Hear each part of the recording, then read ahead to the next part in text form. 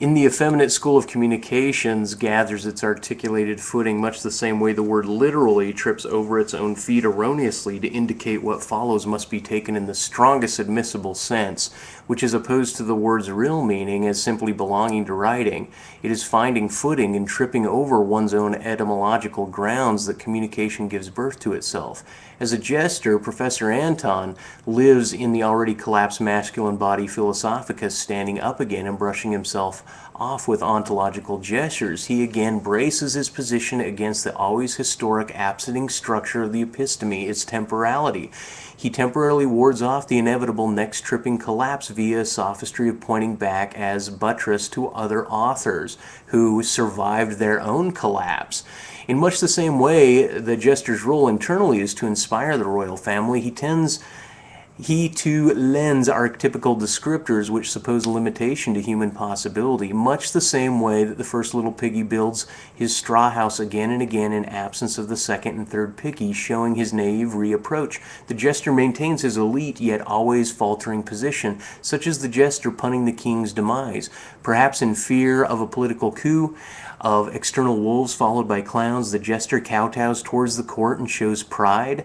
As much as any member of the occidental court internalizes the Western values and affronts his history against Oriental conviction, the occidental advance is to include as a subset honorable orientation.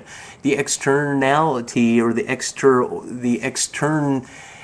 exteriority of the occidentally rude landscape are the primitive cultures, natives, nomads, which are regarded as bottom feeders, proto-humans, instead of dignified, non-dignitarian others within human possibility, yet not within the northern hemispheric human family. Much of what is meant by Corey Anton's winning of a mind worth having, I suspect, is based on the initial self-placation or kowtowing to the Western canon, being authentic to oneself, synonymous with finding one's orientation within this paradigmatic landscape, which in this case is a pre-filtered reading list which through authorial etchings followed allows a rifling effect like a well-spun football or a well-aimed bullet. Recognizing oneself within a grand coliseum is finding oneself as authentic. For as much as Professor Anton wants to inflate the vast tumor of being about the already articulated skeletal mask, from which having a fleshed-out body retains higher value than mere skeletal remains, his ontologically self-accepted parasitic inflation, although accepted by the mother, is unsympathetic to the father's structural roots. Professor Anton plays possum to epistemic metaphors found within derivative groups, such as the sciences that use sign play in order to make declaration of existing as ontologically benign. He deals with this idea by first playing dead and then awaking into his own scope of sign and consideration, and passes this internalized canonized play off as contiguous truism of universal understanding. His videos noting that knowledge became transcendental and human substitutable has me wanting to ask, is this type of transcendentalism not found within the objective artifacting of normative relationships to graphic etchings and empirical syntax? And is it not also found from the living externalized sounds expressed by other humans, being read as phonic patternings? All language-speaking individuals have a faculty of temporal pattern recognition. One might claim this to be ubiquitous, the objectification of the pattern. Perhaps the episteme itself rides alongside the emerging freestanding individual as finding itself having paid off its historical debt, and this may be evidenced by the data reading machines as being extensions of the literary trends of reading identical syntax and verbiages and gestures. And what of the Turing test, where humans cannot tell if the other is auto-actualized, where one machine reads this and the other machine can read that, but it can't read what the first machine read, but it convinces a human that it is itself another of the other humans? And if Heidegger speaks of this perceived as it perceives insect knowingly, what is it to speak of a newly created robot machine that knows that it's self-reflexive? That has aspect recognition capability. What is wrong with free play and the use of the word knowledge for this context? This machine would be described by Corey, I suspect, as empirically objective extension of literacy. How is a dialogue, two creating a log or a ledger, different than a diatribe, two within a group making sense to those internalized within the tribal group? Corey seems to only ever want to consider the involved included human and describes the caught up in language as language has us before we have language, inflating the sign of authenticity and becoming oneself as always, ever, only valuable within the social malaise.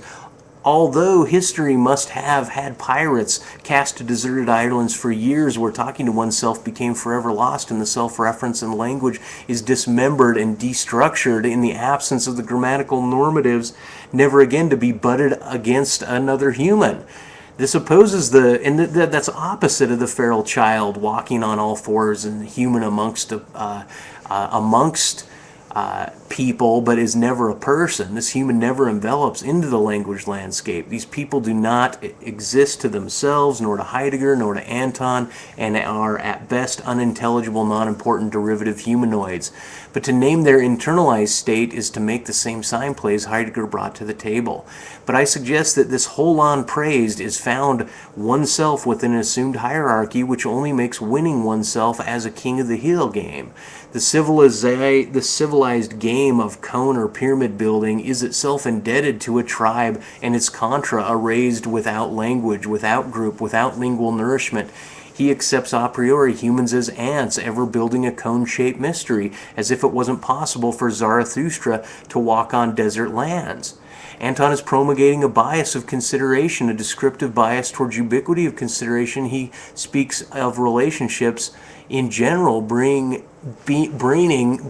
in verbs like trafficking, and uses this to brush over theological dialectic details, using general sweeps of fiction plucked from the tree of postmodern philosophy to generalize a ubiquitous relationship with theology. This is not dissimilar to how religions capture and proclaim truth. If Nietzsche used a hammer for his philosophy, Anton uses an automatic car washing machine, brushes, and flop mops, such that we are to follow his blindness in the process to emerge with soapy residue, then clarity, just to re-enter into the next machine. He maintains that which is not, pointing to that which isn't, or describing the sign is confused. In contra to the sign imbuing a point, pointing towards, the sign is confusedly lost into the object of discourse. Instead of Derrida's erasure, we have Anton's ambiguity of that which was erased.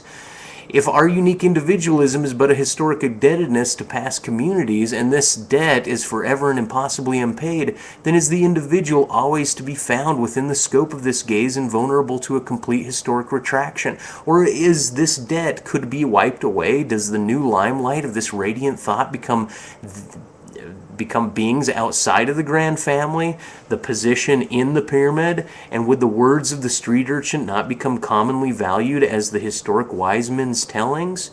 And I guess I just want to ask, can we all, as a seasoned, mature person, be dissolved or mirrored, hence multiplied into nonsense, or radiate away entire with other data, such that the waves that went about the epistemic structure along the shoreline are, with the structure itself, evaporated, and that this radioactive radiating action is performed by the very author that used to adhere to the fixations in the discourse with a sense of belief? Is Corey aware of his station as part of the westernized game of chess? Is he becoming not an extension of capitalism and historic statism, where if he is not a pawn there, like the rest of us, he's juggling jester for the state and state of affairs? What isn't his discourse going to move into? Madness, insanity, exceptions, derivatives, or hateful, unlikable antagonism?